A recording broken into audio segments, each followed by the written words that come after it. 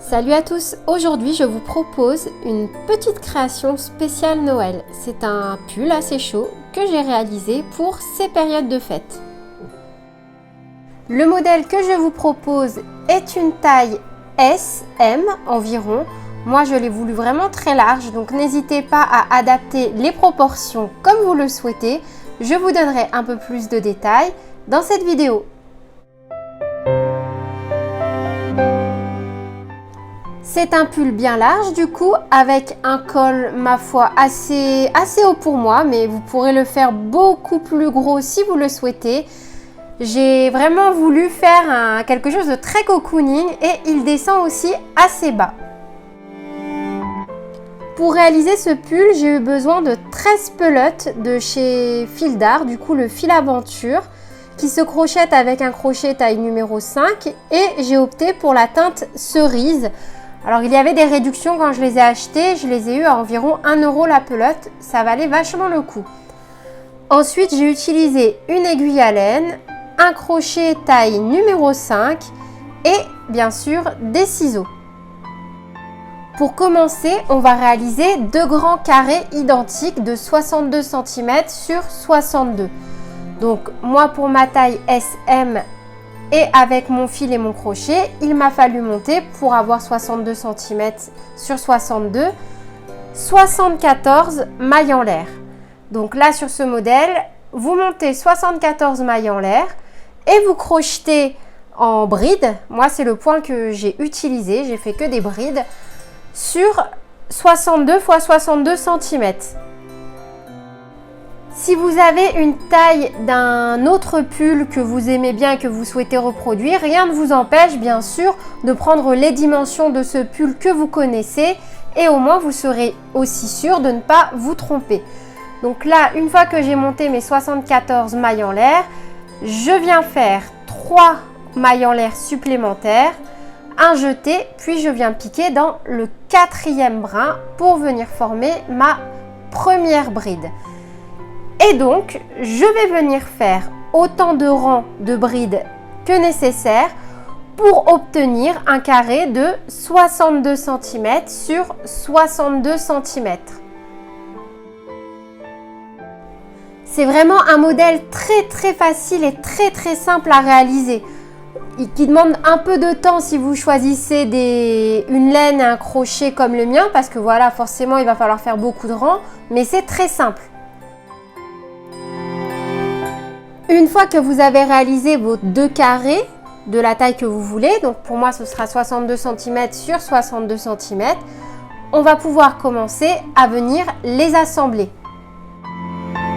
Maintenant, on va venir donc mettre nos carrés l'un sur l'autre et à l'aide de petits marqueurs ou de fil de laine, si vous n'avez pas de marqueur, vous pouvez très bien utiliser de la laine pour venir marquer. On va venir former l'ouverture pour le cou et coudre les côtés ainsi que les côtés sous les bras. Donc là, je vais me relever et c'est totalement normal, comme à chaque fois. J'ai ma petite Mina des steppes qui va venir s'asseoir, poser ses fesses sur mon ouvrage parce que comme il n'y a pas ses poils, elle n'est pas contente. Comme d'habitude, je vais lui demander d'aller au panier, allez hop et elle atterrit sur le canapé plutôt que dans son panier bien au chaud près du radiateur et je te calcule plus. Entre temps, j'ai posé mes marqueurs et elle m'a refait la même, donc voilà. J'ai posé tous mes marqueurs pour laisser l'ouverture du cou, donc je suis venue mettre pile au milieu mon ouverture du cou qui est de 16 cm. Puis je vais venir coudre sur les côtés pour former les épaules et je vais laisser l'ouverture des bras. Donc moi pour mon ouverture de bras j'ai laissé 15 cm et je vais venir coudre de haut jusqu'en bas pour venir du coup déjà former mon pull. Je vais vous remettre la petite photo du schéma juste après au cas où que ce ne soit pas assez clair. Donc revoilà le schéma. On va bien laisser 16 cm pour passer la tête. Ensuite, au niveau des manches, on va laisser 15 cm, puis venir coudre en bas. On va commencer par faire le col. Donc pour ça, c'est super facile. On va venir crocheter tout autour, toujours en bride, pour venir former le col. La seule petite subtilité, c'est que là, au niveau de chaque petit coin, donc des deux coins, on va venir faire une diminution juste lors du premier rang pour que ce soit un peu plus joli et qu'il n'y ait pas d'espace. Donc, vous mettez votre crochet où vous voulez en fait et vous allez venir faire autant de rangs que vous voulez pour venir former le col. Juste à ne pas oublier que lors du premier rang seulement, au niveau de chaque angle, donc là où on a terminé nos points de couture, on va venir faire une diminution pour rendre le col vraiment joli. Donc me voici arrivée dans mon petit coin dont je vous ai parlé, là où j'ai fini mon point de couture et comme vous voyez c'est pas très joli. Moi j'aime pas beaucoup quand ça fait ça, donc pour pas m'embêter, je vais venir faire une diminution et ça va vraiment éviter d'avoir un trou de part et d'autre de votre col là où vous aurez fait le raccord de couture. Donc vous venez faire une diminution à ce niveau, puis vous ferez exactement la même chose de l'autre côté. Ensuite, sur les autres rangs, vous allez crocheter normalement. Donc voilà le premier rang terminé. Maintenant, vous allez venir en faire autant que vous voulez. Moi, j'en ai pas fait beaucoup parce qu'après, j'aime pas non plus être trop étouffée dans mes affaires. Là, c'est vraiment vous que ça regarde. Voilà le résultat terminé pour mon pull. Donc, mon col à moi mesure 9 cm. Maintenant, on va passer à la confection des manches. Donc moi, j'ai laissé 15 cm. Vous, tout dépendra de combien de centimètres vous avez laissé. Mais pour l'ouverture que j'ai fait, je me suis retrouvée avec à chaque fois 37 mailles serrées à chaque rang. Donc pour la taille, vous faites comme vous voulez. Hein. Moi, j'ai vraiment fait un pull totalement personnalisé.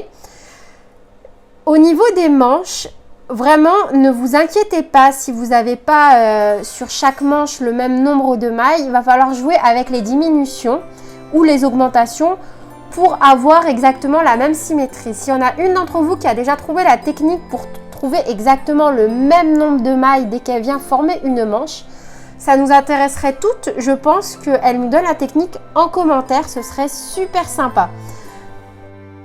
Donc on est parti. On vient mettre notre crochet où on veut au niveau de notre manche et on va venir crocheter nos brides. Donc moi à la fin de ce rang, je me suis retrouvée encore une fois avec 37 brides, pardon. Et si vous n'arrivez pas à faire le même nombre de mailles, parce que je sais qu'au début c'est difficile, on essaye à tout prix de faire quelque chose d'ultra parfait. Mais moi, j'ai jamais réussi encore, peu importe l'ouvrage que j'ai fait, dès que j'ai fait des manches, je me suis jamais retrouvée directement, paf, avec le même nombre. Il y avait toujours un décalage d'une ou deux mailles et je me suis toujours retrouvée obligée de faire soit une diminution, soit une augmentation. Donc, ne vous inquiétez pas aussi si c'est votre cas. Donc là, je vais vous laisser réaliser vos manches tranquillement. Donc, comme vous l'avez compris, il vous suffit à chaque fois de faire le tour et de monter autant de rangs que vous le souhaitez. Et nous, on se retrouve juste après. Une fois vos manches terminées, votre pull est fini et normalement, il doit ressembler à peu de choses près à celui que j'ai sur moi. Et voilà, c'est tout pour cette vidéo. J'espère qu'elle vous aura plu. Je vous souhaite à tous un excellent joyeux Noël, de très belles fêtes de fin d'année. Et n'hésitez pas encore une fois à partager avec moi vos créations sur mon compte Instagram et à mettre en commentaire ce que vous avez pensé de cette vidéo. Je vous fais plein de bisous et je vous dis à bientôt. Bye bye!